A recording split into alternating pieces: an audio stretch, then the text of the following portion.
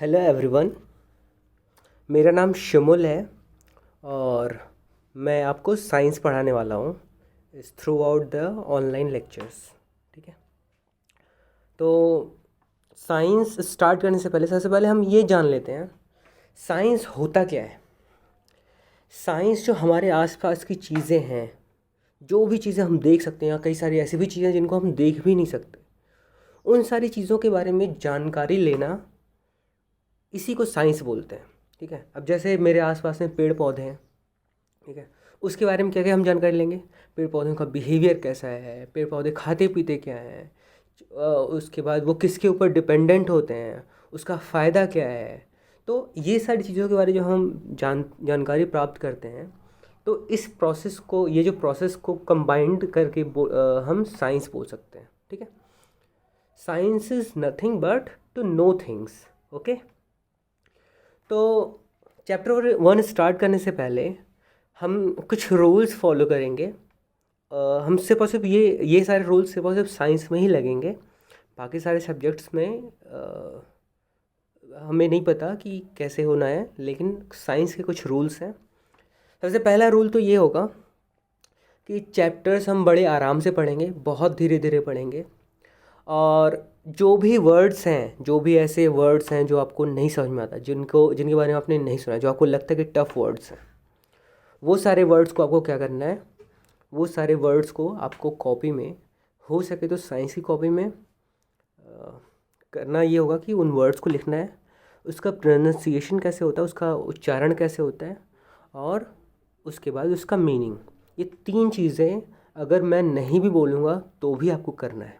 ठीक है, हर चैप्टर का, हर पेज का, और हर वीडियो लेक्चर का। ठीक है, पहला रूल तो ये हो गया। दूसरा रूल ये होगा कि मैं आपको पूरा का पूरा, जो भी मैं आपको आगे स्लाइड्स पढ़ाने वाला हूँ, सारा कुछ आपको उच्चारण कर करके पढ़ाऊँगा, प्रोनाउंस करके पढ़ाऊँगा। एक एक लाइन मैं प्रोनाउंस करूँगा, एक एक वर्ड प्रोनाउंस करूँगा, और उस पर आपको ध्यान देना है कि कैसे इस चीज़ को मैं बोल रहा हूँ। ठीक है, और वैसे ही आपको भी बोलना है। क्लियर है?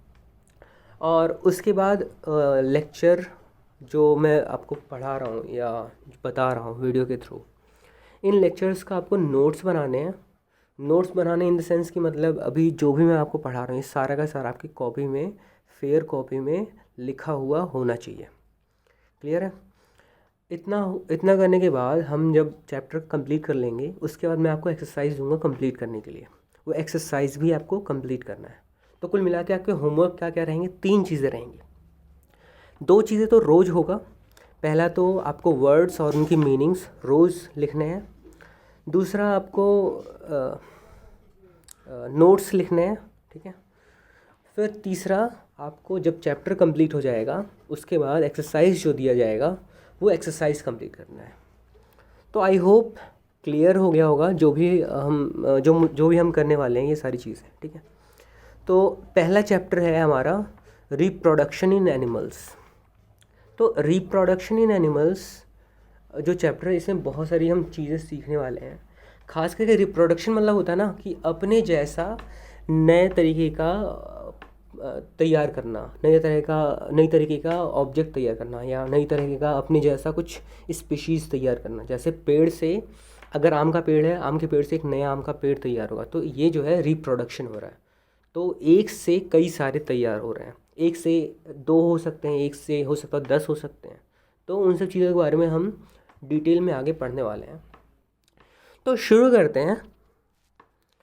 सबसे पहला पॉइंट दिया हुआ है, all animals need to produce more of their own kind so that they can continue their species on this earth. कह रहे हैं कि सारे जानवर नीड्स टू प्रोड्यूस, सारे जानवरों को जो है प्रोड्यूस करना होता है। प्रोड्यूस मतलब तैयार करना होता है एक तरीके से, या हिंदी एग्जैक्ट इसको क्या बोल सकते हैं। आप एक काम करना, प्रोड्यूस की हिंदी एग्जैक्ट आपको देखना है। ठीक है, तो ऐसे अपने जैसे अगर मैं प्रोड्यूस कर रहा हूँ, अपने जैसे स्पीशीज़ को, अपने जैसे एनिमल्स को, अपने जैसे जो भी हम प्रजाति के होते हैं, अपनी प्रजाति के एक से ज़्यादा जब प्रोड्यूस हो रहे हैं, और वो हो क्यों रहा है? हमें उसकी ज़रूरत क्यों है वो करने की? अपने जैसे नए नए क्या कहते हैं अपने जैसे नए प्रजाति तैयार करने की ज़रूरत क्यों है? ताकि हमारा पॉपुलेशन बढ़ता जाए, हमारा पॉपुलेशन ख़त्म ना हो। अगर हम डायनासोर्स के बारे में बात करें तो ऐसा कुछ हुआ होगा कि एक टाइम के बाद डायनासोर्स ने अपने जैसे नए डायनासोर्स तैयार करना बंद कर दिया होगा उन्होंने। तो जब बंद कर दिया होगा उसकी वजह से अब डायनासोर्स नहीं रहे, डायनासोर्स सारे ख़त्म हो गए। क्लियर है? तो हमें जो है सर्वाइवल के लिए, या हमें अपने जैसे वो हैं एनिमल्स हैं, उनकी स्ट्रेंथ को मेंटेन रखने के लिए हमारे अर्थ पे हमें रिप्रोड्यूस करने की ज़रूरत पड़ती है। ठीक है, तो ये पॉइंट आपको क्लियर हो गया होगा। अगला पॉइंट कह रहा है the process by which animals produce young ones of their own kind is known as reproduction. एक ऐसा प्रोसेस जिसकी वजह से एनिमल्स अपने जैसे छोटे बच्चों को जन्म देते हैं, इस प्रोसेस को क्या बोलते हैं? रिप्रोडक्शन। ठीक है, तो रिप्रोडक्शन आपको याद रहेगा कि एक ऐसा प्रोसेस है जिसकी वजह से एनिमल्स अपने जैसे छोटे छोटे बच्चों को पैदा कर रहे हैं।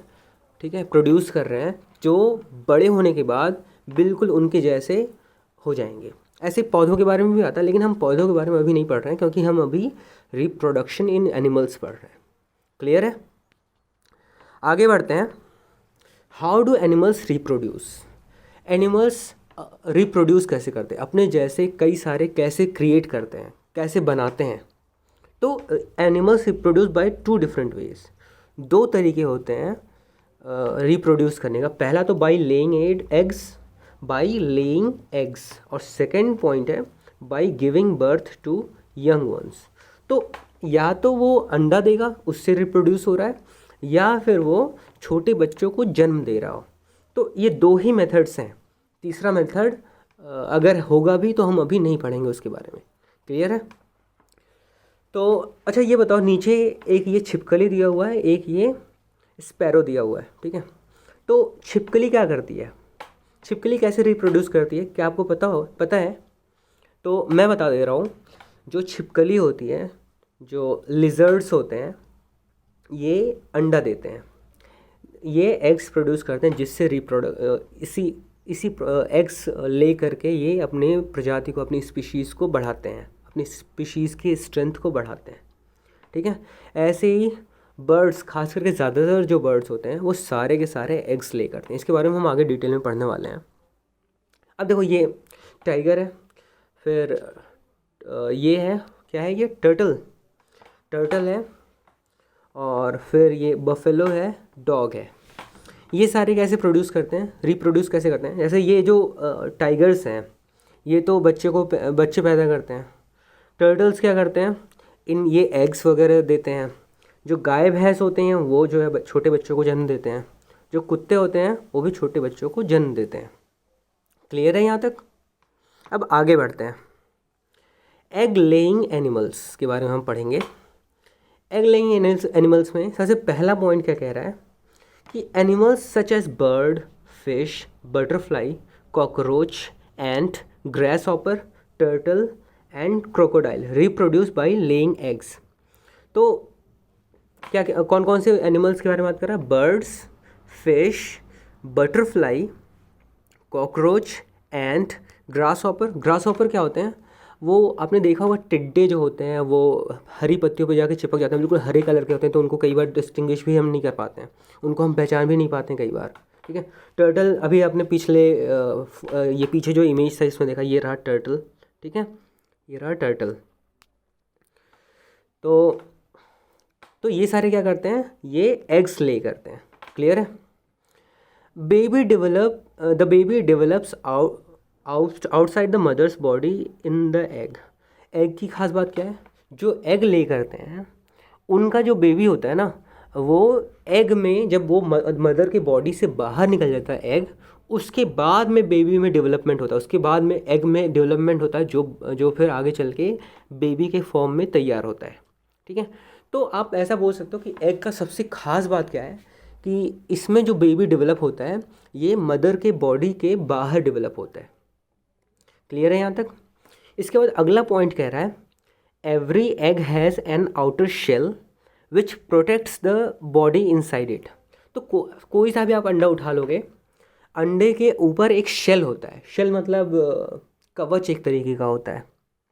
वो कवच थोड़ा सा हार्ड होता है, जो अंदर जो इसके अंदर जो प्रोसेस होना है, अंदर जो भी चीज़ें हैं जो बहुत डेलिकेट हैं, बहुत ही ज़्यादा कमज़ोर हैं, उन चीज़ों को प्रोटेक्ट करने के लिए उनके ऊपर एक कवच होता है जो उसको प्रोटेक्ट करता है। जैसे आपने अंडा खाया होगा, तो अंडे के जो ऊपर वाला छिलका जो होता है वही शेल होता है। क्लियर है? इसके बाद a jelly like substance called albumin, albumin ये आपको याद रखना है, is present inside the egg. Albumin कौन सा वाला पार्ट है? जब आप अंडा खाते होगे तो आपने देखा होगा कि एक वाइट वाला पार्ट होता है एग में। एग के अंदर वो जो लिक्विड होता है, अगर आपने ऐसे कच्चा अंडा फोड़ा हुआ हो या जब ऑमलेट तैयार होता है तो आपने देखा होगा एक वाइट वाला पार्ट होता है और एक येलो वाला पार्ट होता है। जो वाइट वाला पार्ट होता है उसको बोलते हैं एल्बुमिन। ठीक है?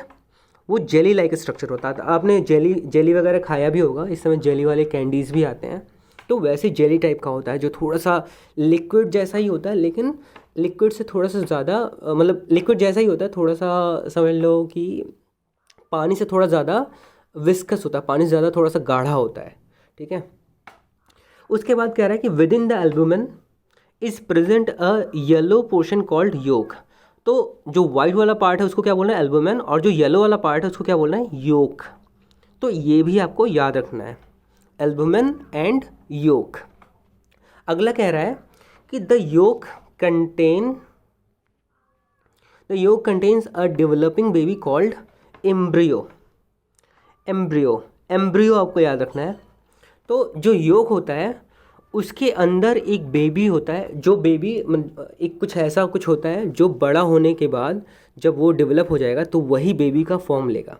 वाइट वाला जो पार्ट है उसके अंदर वो जो है बेबी को तैयार करने में रिस्पॉन्सिबल है, लेकिन वो जो है बेबी नहीं तैयार कर रहा है। बेबी तैयार किसके अंदर हो रहा है? वो जो येलो वाला पार्ट है उसके अंदर तैयार हो रहा है, और उसको क्या बोलते हैं? एम्ब्रियो। ठीक है? The yolk is the food for the developing embryo. तो जो डेवलपिंग एम्ब्रियो था, जो एम्ब्रियो जो अंदर था योक के अंदर, जो येलो वाले पार्ट के अंदर था, वो उसको फूड कहाँ से मिल रहा है? जो योक था, येलो वाला पार्ट था, उससे मिल रहा है। मतलब जो योक वाला पार्ट है उसके अंदर फूड भी है, उसके अंदर एम्ब्रियो भी है। एम्ब्रियो जो है फूड येलो वाले पार्ट से ही ले रहा है। ठीक है? Albumin protects the yolk and the embryo. Albumin का काम क्या है? ये सिर्फ और सिर्फ प्रोटेक्शन का काम कर रहा है और कुछ नहीं कर रहा है। ठीक है? एल्बुमिन का काम है कि योक और उसके अंदर का जो एम्ब्रियो है उसको प्रोटेक्ट करना, इसके अलावा कोई काम नहीं है। आज के लिए इतना ही रहने देते हैं। थैंक यू, बाकी नेक्स्ट लेक्चर में पढ़ेंगे।